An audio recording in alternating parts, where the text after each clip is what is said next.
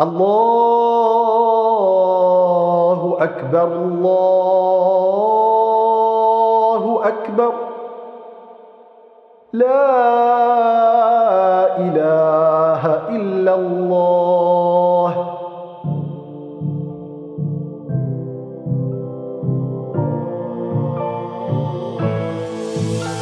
Prière, lumière du cœur, lumière du cœur, lumière du cœur. Elle ici vous un grand bonheur, lumière du cœur, lumière du cœur. Prière, lumière du cœur, lumière du cœur, lumière du cœur. Chers auditeurs et auditrices de Radio Sunnite, Assalamu alaikum et bienvenue dans votre chronique La prière, lumière du cœur. Ce soir, nous évoquerons les actes et les paroles qui sont recommandés de la prière. Haj Daoud, Assalamu alaikum, je suis ravi de vous retrouver. Wa alaykum assalam wa rahmatullah. Tout le plaisir est pour moi. Haj, pouvez-vous nous rappeler brièvement la différence entre les actes recommandés de la prière et les piliers que nous avons déjà vus? Les actes de la prière qui sont dits recommandés sont des actes tels que celui qui les accomplit a des récompenses et s'il les délaisse, il n'a pas commis de péché et sa prière reste valable. Contrairement aux 17 piliers que l'on a mentionnés, celui qui en délaisse même un seul, sa prière ne sera pas valable. Alors, on va commencer, si vous le voulez bien, par énumérer les différentes choses recommandées dans la prière. Eh bien d'abord, distinguons les choses recommandées avant d'entamer la prière de celles après avoir entamé la prière. Donc, il y a des choses recommandées de la prière avant de l'entamer et qui sont au nombre de 2, à savoir l'appel à la prière, al-adhan, on dit al-adhan en arabe, et l'annonce de la prière, qu'on appelle al-iqamah. Ensuite, il y a celle après avoir entamé la prière. Pour certaines, on accomplit les prosternations d'oubli, sujud sahw, justement dans le cas où on oublie une de ces choses-là, et elles sont au nombre de 2. Le premier tashahhud et al-qunut dans la prière du subh, et ainsi que dans la prière du witr dans la deuxième moitié du mois de Ramadan. Quels sont les actes et paroles recommandés pour lesquels on ne fait pas les prosternations d'oubli si on ne les accomplit pas? Les choses recommandées pour lesquelles on n'accomplit pas de prosternation d'oubli, sujud sahw, si on les délaisse, sont nombreuses.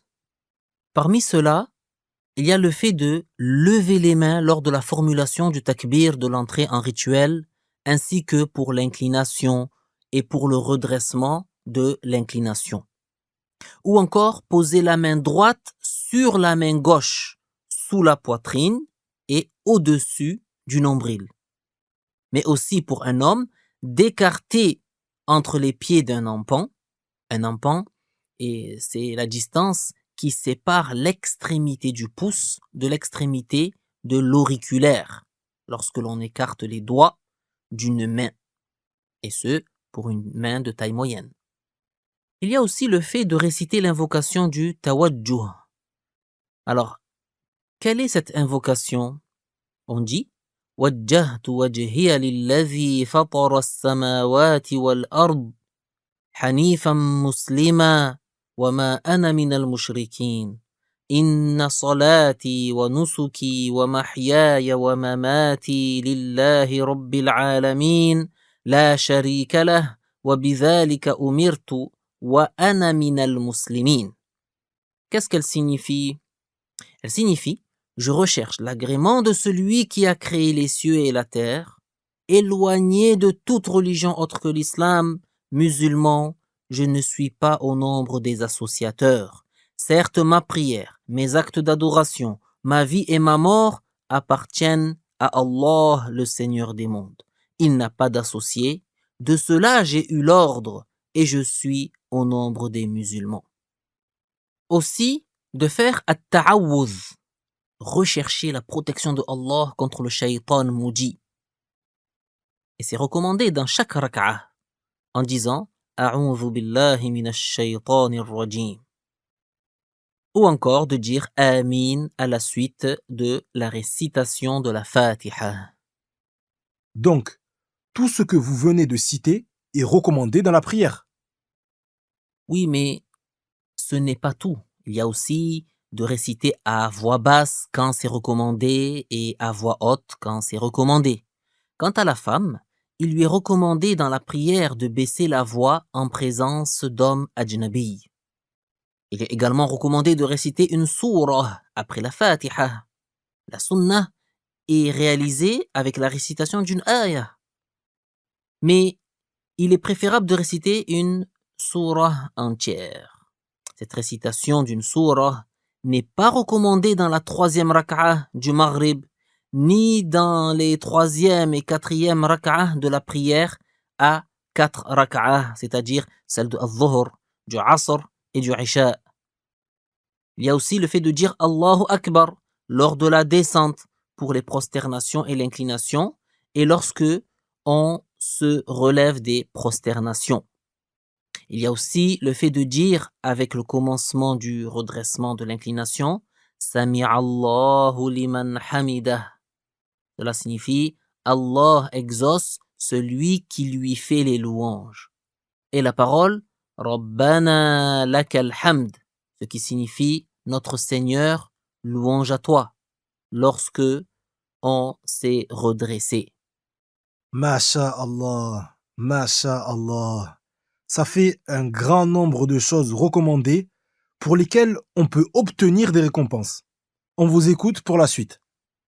Eh bien, parmi les actes recommandés de la prière, il y a également le tasbih dans l'inclination et dans la prosternation en disant Subhana Rabbiyal A'la, qui signifie j'exempte Allah de toute imperfection, lui qui est plus puissant que tout autre et qui sait plus que tout autre.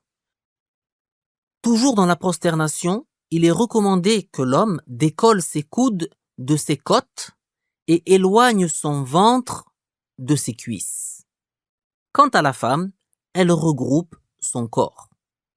On peut citer aussi le fait de faire une petite pause en position assise après la 2e prosternation dans chaque rak'ah, suite à laquelle on se relève de sorte qu'elle ne soit pas suivie d'un tashahhud.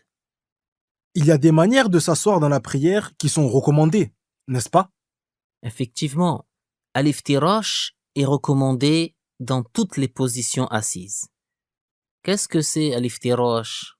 C'est le fait de s'asseoir sur la cheville du pied gauche en posant les extrémités du dessous des orteils du pied droit en contact du sol. Quant au tawarruk, c'est recommandé dans la dernière position assise. C'est semblable à l'iftirash dans sa forme, sauf qu'on fait dépasser le pied gauche du côté droit et qu'on pose au sol la hanche gauche.